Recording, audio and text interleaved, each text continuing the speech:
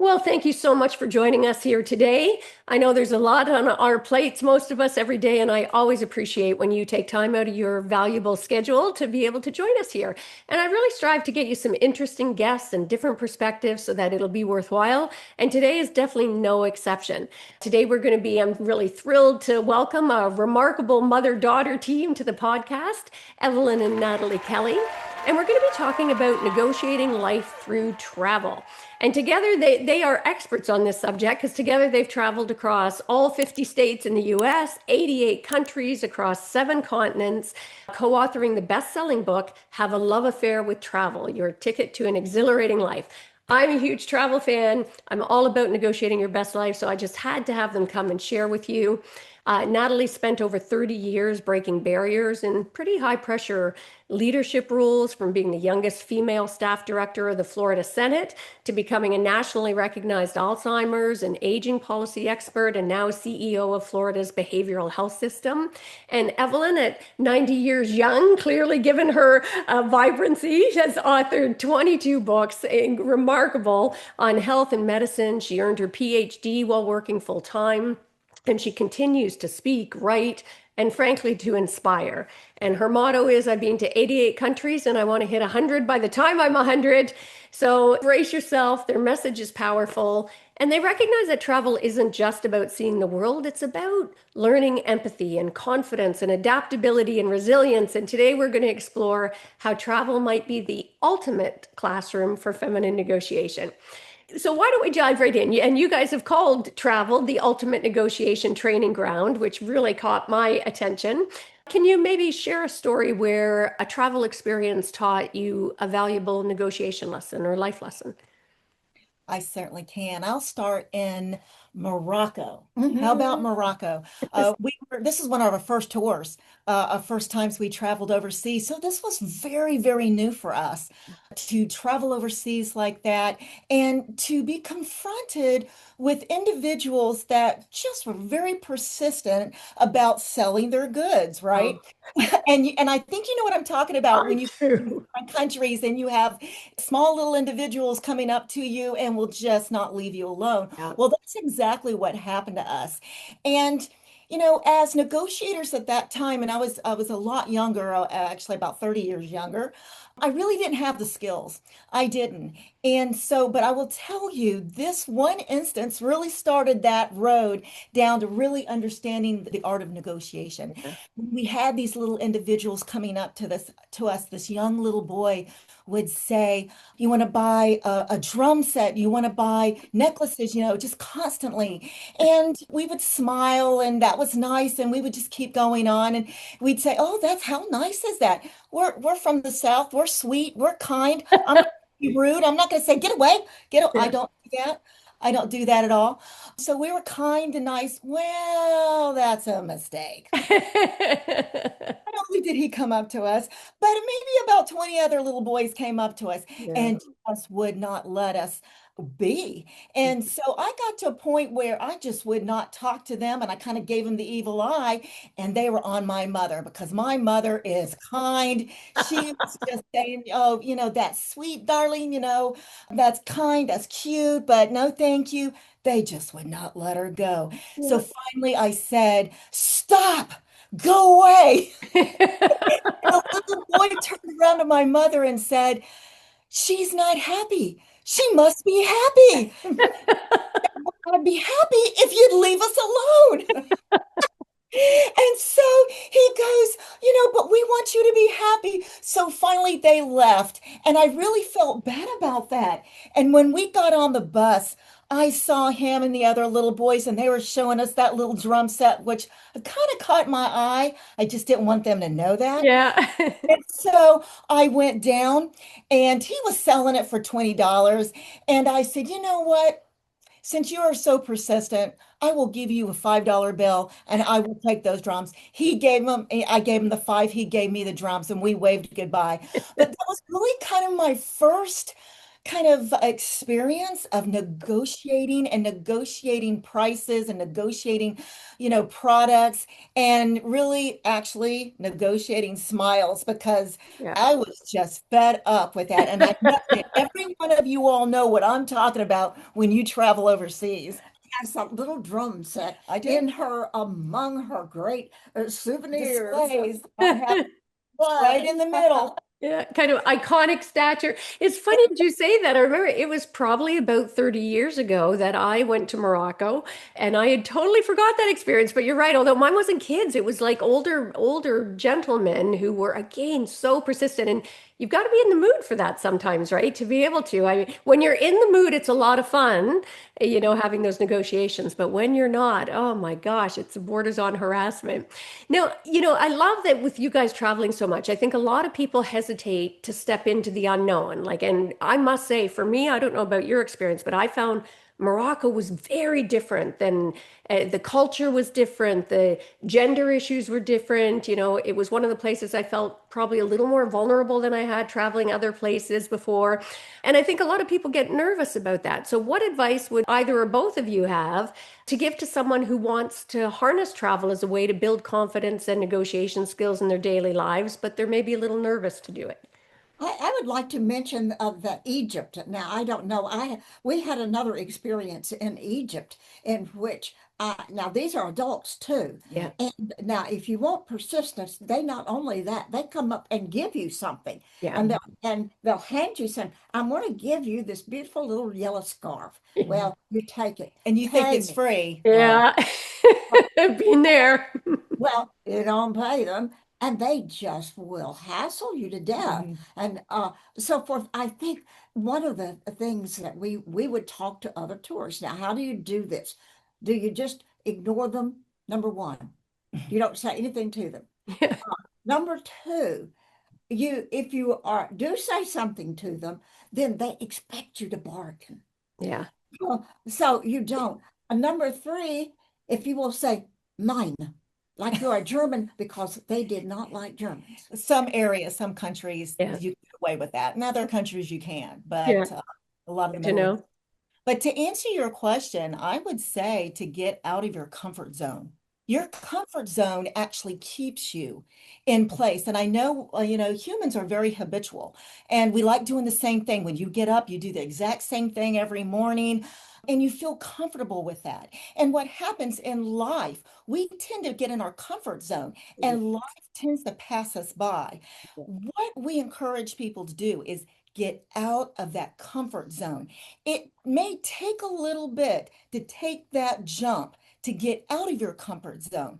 But once you do that, you're going to be very surprised how much you're going to enjoy that. Oh. To get out, to jump out of that, what we call that comfort zone. That is such great advice. And in some ways, it's such common sense, but I think we don't hear it enough. We're not taught it enough. And, it reminds me of one time I was on a beach and those little, is it the hermit crabs, the ones that just, you can bear almost, they're almost invisible.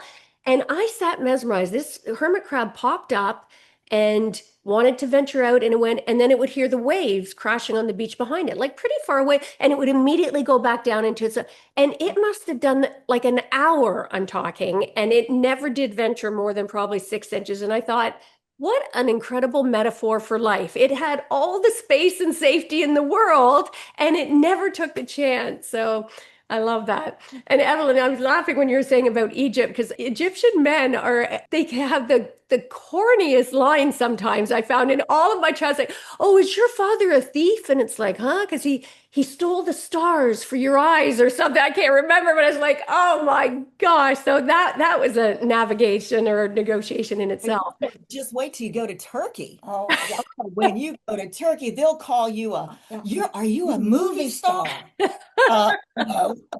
That's fun. Well, let's talk about your book for a bit. So, Have a Love Affair with Travel. It shares, I believe, like 79 stories of adventure and self-discovery.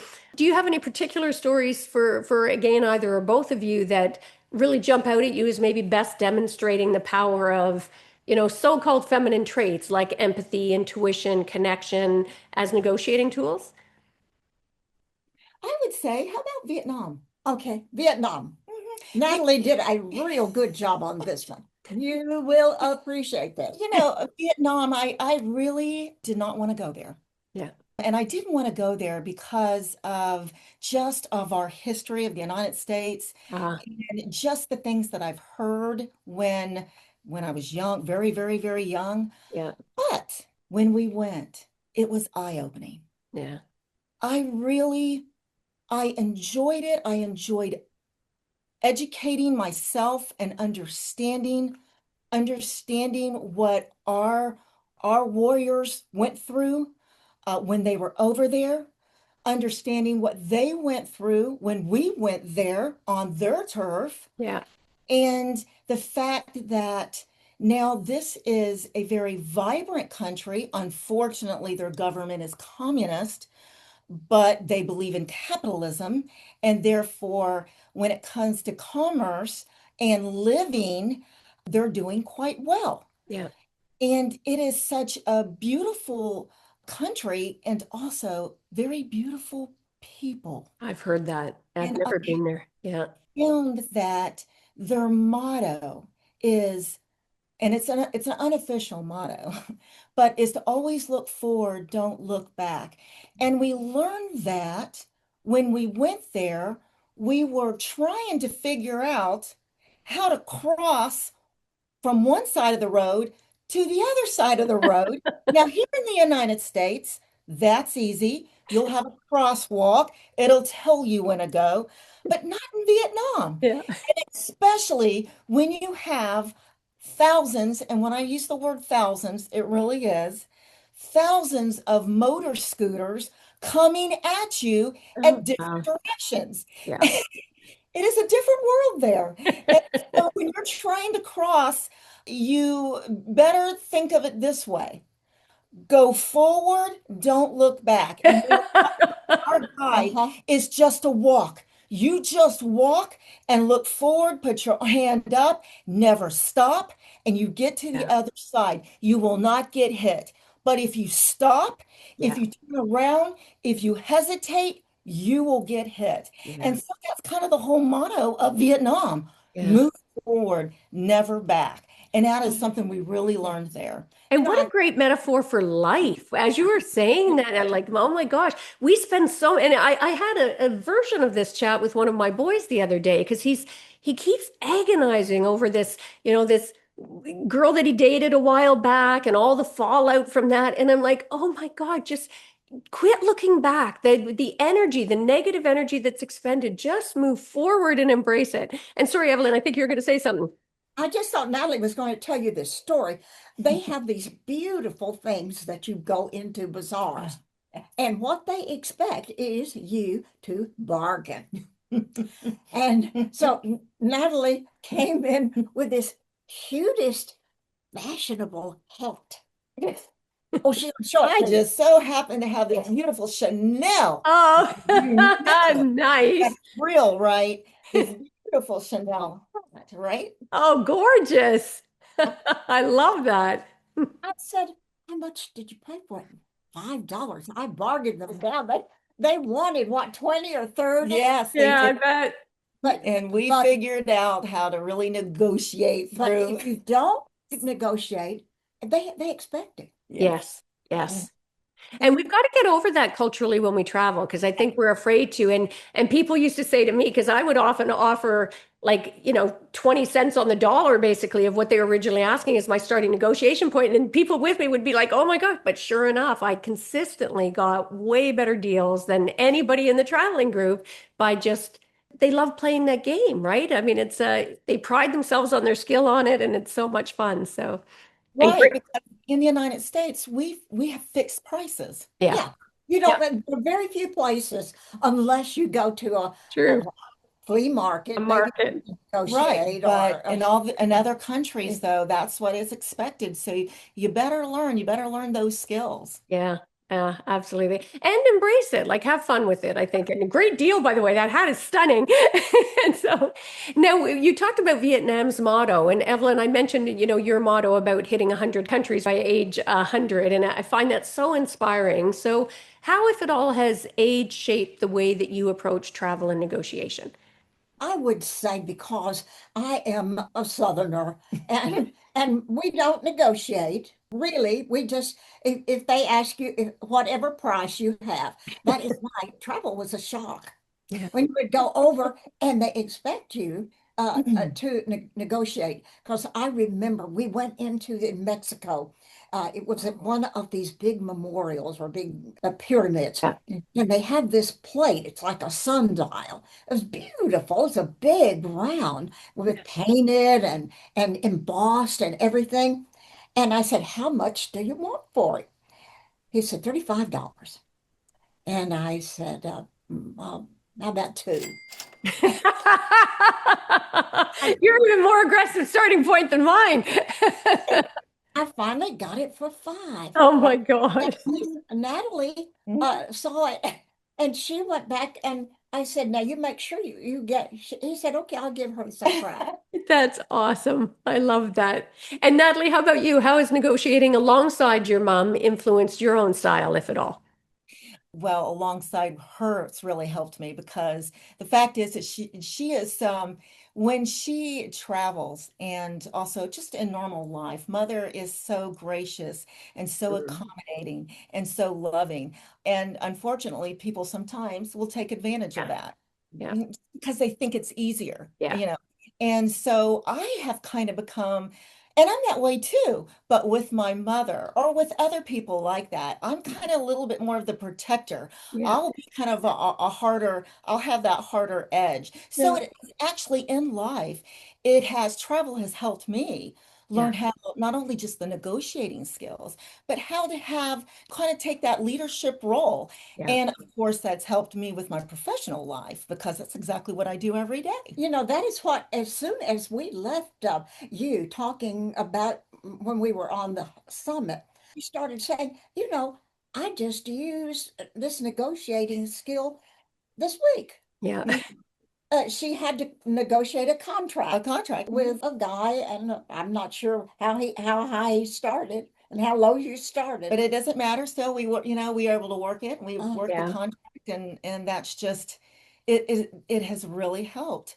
And I love And that you guys almost play good cop, bad cop, not quite bad cop, but good cop, stronger position. So you've got the full range. And I just wanted to circle back to something you were saying earlier, Natalie. I meant to comment and we got sort of caught up in the moment about when I talked about the so-called feminine traits. And you had talked about educating yourself. And I wanted to really put a pin in that for our listeners because we do, and given the polarization in the world today, I really want to encourage all of our listeners here today, and not only encourage, challenge you, frankly, when you with whether it's people with different political views or different backgrounds, or if you're in a challenging negotiation, whether professionally or personally, don't be afraid. And in fact, push yourself to educate yourself so that you have, and the other word I think you used, Natalie, was understanding. That in Vietnam, you wanted that understanding because you came with preconceived notions about Vietnam. And I just loved, and again, want to put a pin for our listeners, you left yourself open to think maybe there are things I don't know about this. And as a result, had an amazing experience. So I thought that was beautiful. And that leads us to the cultural differences. Travel often means navigating cultural differences, language barriers, unexpected challenges. What strategies have either or both of you used to build trust and connection quickly, right? Skills that also translate to the boardroom and personal relationships. So, I've got okay, to okay. listen. Number one, listen. I mean, that is the key because a lot of people act like they listen. They're not listening. so They're true. too busy thinking about what comment they're going to make. So Yeah. you need to listen and you need to adapt.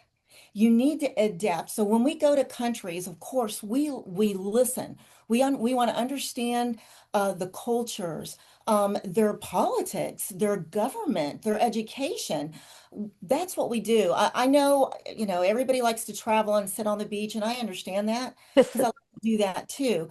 But what we really love to do is we really love to learn about people, and a way to learn is to listen and then to adapt. Yes. What does that mean?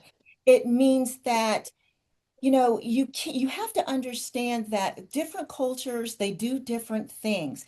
And when you're in that country, you need to adapt to that. If they don't have air conditioning, which we do, especially in the South, I can't live without air conditioning down here. But in some countries, they just don't even have air conditioning. And so you have to adapt to that. Don't be that American that they perceive as always complaining because we're so spoiled. We are. I mean, we have a lot of great riches here in the United States, and we are extremely blessed. But when we go to a different country, you have to learn to adapt and then just appreciate what you have versus what they have. But then just go with it when you're there. And then, of course, you can appreciate it even more when you go back to the United States. But that's what we love to learn. We Right. love to learn about the cultures and love to learn about the people and that country and just adapt when we're there. One of the things that I would say is learn communication skills too. In other words, you have to learn how to talk to people without they think that you are arrogant or that you are looking down upon them. Mhm. And you have to do what they recommend in classes in communication is learn to send I messages rather than accusatory. You are stupid, or you don't know this, or you are wrong. Learn to send I perceive it another way. So I think that is very important in negotiation, is learning the communication skills. Like in the book there's one called Getting to Yes. That is one you want to read real carefully because Yeah. it will give you a lot of that type of skill to develop. It's such great advice. And not just for traveling, but so far beyond traveling. If we had done, that was like a little mini master class you both just gave us there. And if we could learn to apply that in our personal relationships, in our professional relationships, if we saw more of that on the global scene right now, there'd be less. And I think in North America, we are not taught to listen very well. And I think we have a very bad reputation, and deservedly so, for just waiting for the turn to make our statement, make our point, make our argument, as opposed to truly seeking, back to that word you used, understand, Natalie, truly seeking to understand the position of the other party. So now, switching gears, you both have balanced pretty demanding careers, and kudos to both of you. And you've balanced that with your passion for travel. So how has travel grounded you or restored your sense of purpose and helped you renegotiate your own lives? Now, as an educator, it's really fairly simple to do because when you go someplace and you come back and you start talking to people, well, then maybe you will start speaking to groups or something like that. And that will, with my profession as an educator and a writer, travel just expanded Yeah. everything. Like, rather than being a pain, it was an essential part. Yeah. And I remember when we went to Cuba, I did a speech to a group of sixth graders. And after that, this little guy came up to me and he said, I want to be exactly like you. I want to travel around and learn all of these different things. So I think you can see how with my profession and what I did, it expanded it. That's lovely. That's so lovely.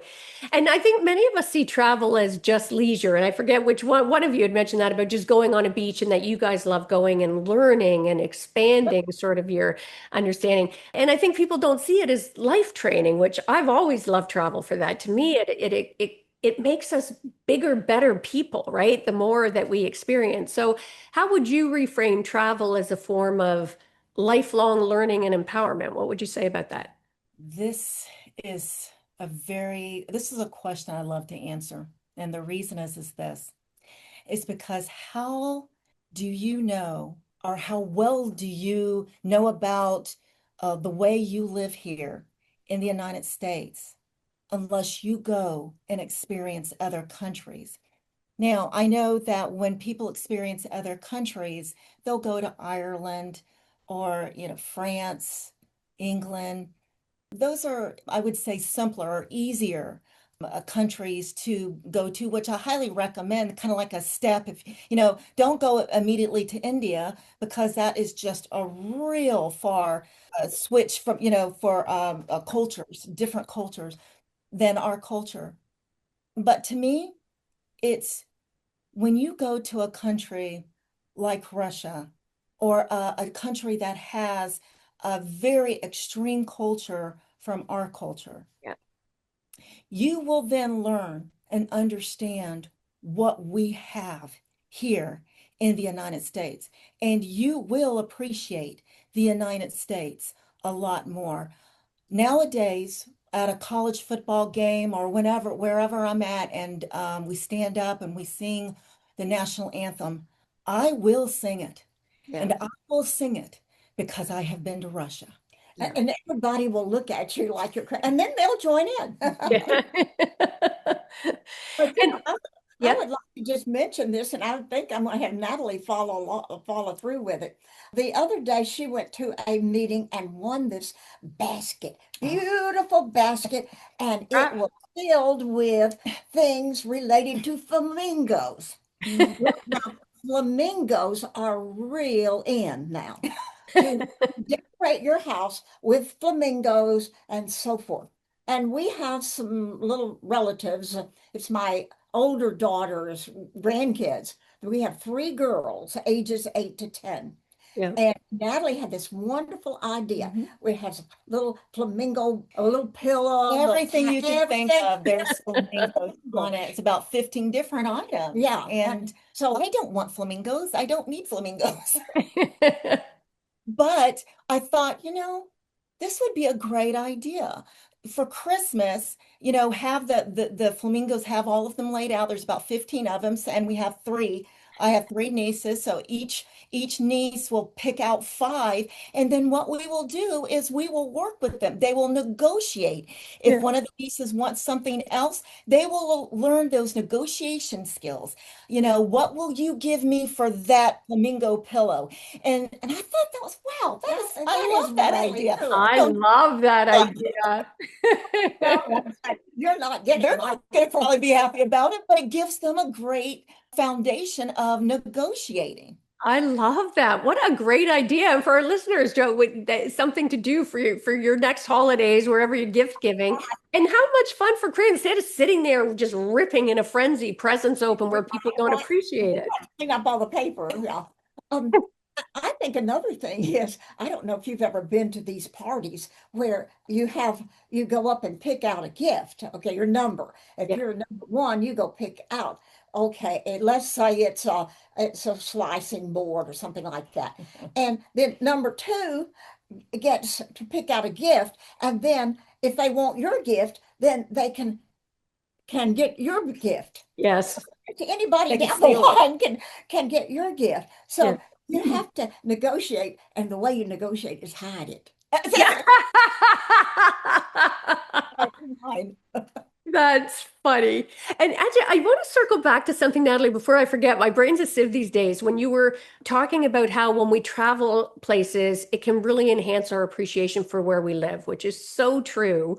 And I also wanted just for a second to talk about the flip side of that, because one of the things I love about travel is that sometimes we go to countries where we expect and we see them as less than, sort of our culture here. And in fact, it's a great opportunity to see where maybe other places do things better and where we can learn and where we can step up more. So it's beautiful at both ends of that spectrum, which I think is one of the absolute gifts of traveling. And I'd mentioned earlier about renegotiating our life. What lessons from your journeys do you think can help our listeners rethink what's possible for them and regenerate the life that maybe they've been told to settle for? What are your thoughts on that?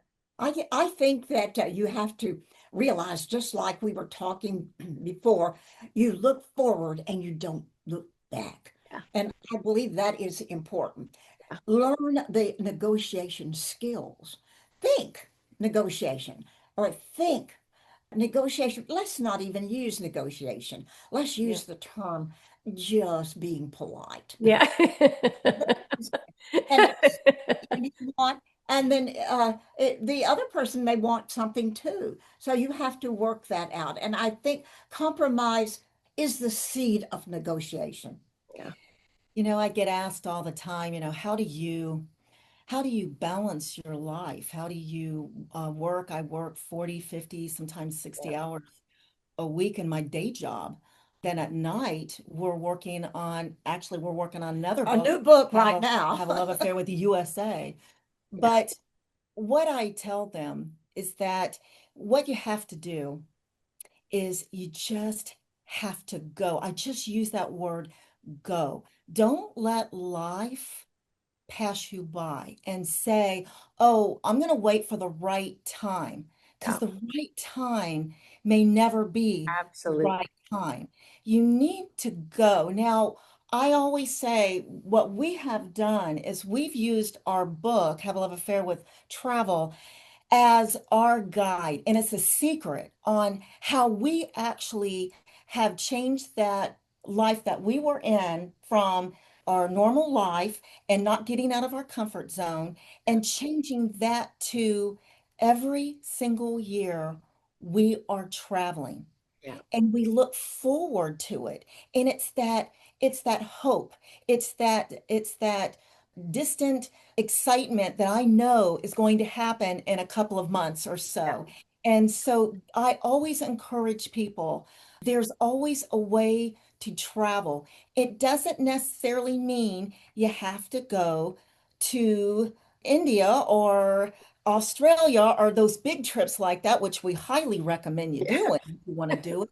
It can be as simple as traveling right here in the United States, taking a week off and traveling here, or just taking a few days off and travel just within 20, maybe 2 hours. Let's say 2 hours from where you live right now. I can guarantee you can find 10 places around you within 2 hours of where you live that you would love to go to that you probably have not been. And I want to really hammer down on that point. So thank you for raising that because and as you were saying that, I was thinking of, I've been an attorney for over 30 years. And most attorneys and other professionals and a lot of business now, we are so conditioned that everything go, go, go. The most successful person is the one who, and it's almost like this martyr syndrome that we don't take vacation and we're bragging about how many hours that we have to work. And what you described, Natalie, is perfect. I always often call it the one day mindset, right? Well, when this happens, then I will. When that happens, when I hit this pinnacle, when I have that. And you're right, there's no guarantee that one day. And typically people with that mindset, one day never comes because you're always putting it off for something else. And as a lawyer, I remember you when you said Australia, I just kind of went pow because we are so conditioned to believe that we can't leave or we'll never catch up. We'll never. And a friend of mine kept bugging me. She was a travel agent to come and take, but we needed 6 months to travel sort of New Zealand, Australia, and really do it well. I'm like, I can't do that in this profession, right? I can't take that time. And finally, I had a sort of an epiphany moment and I called her and I said, okay, book it today before I change my mind. It was the best thing that I have ever done in my life, bar none. But professionally, personally, across the board, it enhanced my ability to come back and show up with more grace and space and passion for what I did. So thank you for raising that. And to our listeners, make the time. Don't wait until you find the time. There is no such thing. You don't just find time, you make it for your priorities. So, Now, Natalie says she has people all the time because she has a vast connection with people that just come up and talk to her. And they'll say, oh, well, I love to travel, but I don't know how. I Mhm. don't even know how to begin. And these are educated people. I mean, Mhm. they are the representatives and senators and people that working there. Yeah, And they just say, I don't know how, Mhm. you know. And Natalie says to him, just do it. Just go. I mean, yeah, like the book, I have 6 questions. I've developed 6 questions that you can answer to kind of make sure that when you just go, that you'll be doing that right. So you'll be able to kind of figure those things out, and it will help you. yeah, But it is very important. And I just wanted to say one thing about travel and what travel does for you. It's not, again, just going to a destination and taking a picture of it. yeah, What it is, it will enhance your mental wellness. yeah.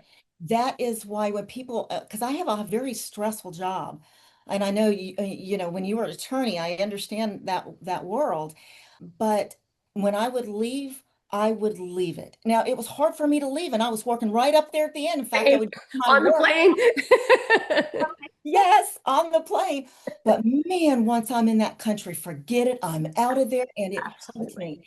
It really helped me. And we also say another thing, and we have research that shows this, that travel actually can delay aging. Aging. Yes. And Yes, that's what I we all agree. want. And who doesn't want that? Exactly. I love that. And thank you for that as well, because I'm going to make sure for all of the professionals in the crowd, and especially I'll speak to those lawyers out there, and you see them all the time on vacation, still working on their phone. We'll give you permission to work on the plane, but the Yes, minute you get where you're going, it that's it. is off the table, and you just be fully engaged and present in wherever you are. I love that. And just quickly before we have to wrap up, on the flip side, just in terms of some practical, do you each have, if you want to share sort of your favorite or you think maybe most powerful tip or hack that you use when you travel, whether it's for getting upgrades, better deals, unique experiences to enhance the journey? What do you got? Oh, Let that's me hard to let do me one. let me just tell you, this is a point that your listeners may be interested in. What we do is start where you are, and then take a 50-mile radius and make a circle, and around you you will find amazing things that you can go to and do. And you can do that on a weekend or other types. You don't just necessarily have to take long vacations. Yeah. But Natalie and I have probably 50 places around where we live. Mhm. To give you a hack that I love, and this is really has helped us. I have a specific credit card that I will get miles Yeah. every time I spend, and sometimes I can even double my miles and pins. But I pay everything on that particular credit card, everything, gas, food, it doesn't matter. My bills, my utility, I'm paying it with this credit card. But you better pay it off every month after every month. That's what I do. And sometimes it could be gasping type of payoff, but that's okay. Yeah. You have to pay it off. But I will tell you, we have upgraded our seats on the plane. We were able to go to Vietnam first class, which means we were able to sleep on the way over Yes. there. See, those type of things you really have to think about when you take those longer types of vacations. I think this is one point too, in getting onto the planes. Many times they get these economy seats. And if you're going a long distance and you're stuck in an area of five in the middle, that Oh, is going to be a torturous yeah. trip. So now she and I, if we do any long traveling, we will almost always go business class. Yeah. Yeah, Business or first we class. we have saved up for that, or if necessary, we will pay for it. If it's just a short, we had to go to from where we live to Nashville. Nashville, and we did just go on a The puddle jumper. regular, Yeah, the regular yeah, one, but regular. aisle seats. Those Yeah, are easy. yeah. Yeah, absolutely. And I love that. And just following up on the point, use them because I am embarrassed to say I've had some where I do that and I've saved up an enormous amount of points and then end up not using them. And they either diminished in value by the time I did because I kept saving them for so long, or in a couple of cases, I ended up switching cards and never thought to use the points before I gave up the card. And it's like, oh, so I love that tip. And Mhm. I can't believe our time's gone so fast. We've got so much to cover here. I normally like to end by asking, what's one of the greatest mindset shifts that you've had in your life? And it doesn't have to be about travel, just one of those aha moments for each of you. What would you say that is? I say my aha moment was when I realized that aging is something that doesn't happen. Mhm. You have to fight it consistently. And if you fight it, a lot of it is what we call expectation. Society expects you to sit down and play old person, and you have to fight it consistently. I love So it. Yeah. that would be an aha moment for me. And when you say fight it, Evelyn, do you mean like just live fully, defy the expectations? Right, you're right. Yeah. In other words, they say that we have a cartoon that we use when we speak sometimes that has these two people in a rocking chair. And they say, well, how did we go from rock and roll to the rocking chair? Yeah. They do that by not getting out of those comfort Yeah. zones. That was Nice. part of Love that. my And what about you, Natalie? Mine would be what happened to me in Israel. We had an incredible this time in Israel, but everything seemed to go wrong, and it was all out of my control. Yeah. Yeah. And what I learned and what the aha moment was is that never sweat about things that you cannot control. So true. So true. And that's a hard, I wish I had learned that lesson earlier. I wish they taught that as part of the elementary school. Like we should be teaching kids this as early as kindergarten, right? I mean, just it's such an important life lesson. So where can people learn more about you guys? You can go onto our website at www.travelersatheart.com, and it's all one word, no symbols, travelersatheart.com. You can also go on Amazon. We sell our book on Amazon, Have a Love Affair with Travel. So great. And we'll make sure for our listeners, don't panic if you didn't catch that. We'll have them in the show notes. Definitely follow up. I invite and encourage all of you to travel more and travel differently. Travel exactly what you guys said. Travel to experience something new and different that's going to change you in some way. So thank you both so much for joining us here today and sharing all of your fabulous golden nuggets. It's been an absolute treat. Thank you so much. We had really enjoyed it. Yeah, likewise. And for our listeners, I have no doubt there's a lot of value here. Make sure to unpack some of this as well, both in terms of living your best life.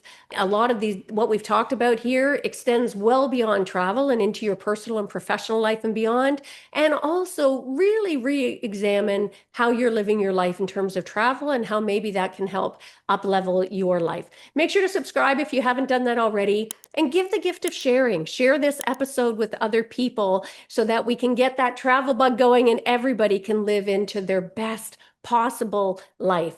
And before we sign off, if this conversation maybe lit a fire in you and you're ready to stop playing small and start negotiating your life bigger, come and work with me, whether one-on-one in one of my groups or through my online programs or VIP, I've got you covered. Tap into your feminine power and start getting more of what you want and deserve without apology. And head to artoffemininenegotiation.com if that sounds interesting to you. Check it out. And make sure to grab a copy of my book, The Art of Feminine Negotiation, if you haven't done that yet.